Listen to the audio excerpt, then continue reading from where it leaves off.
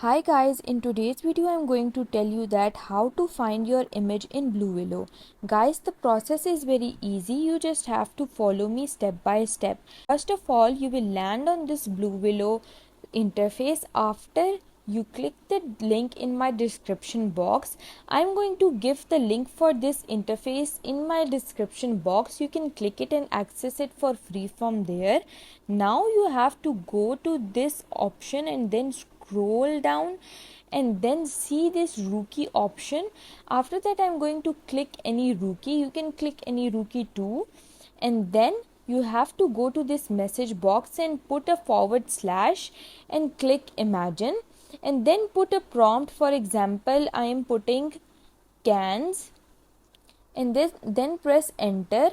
After you press enter, you have to wait for a while until the Bluewillow generates your image. You have to be patient with this step, and I'll be back after my image is generated. Now you can see that my image has been generated and it is lost somewhere. Now I will find my image by searching in this bar.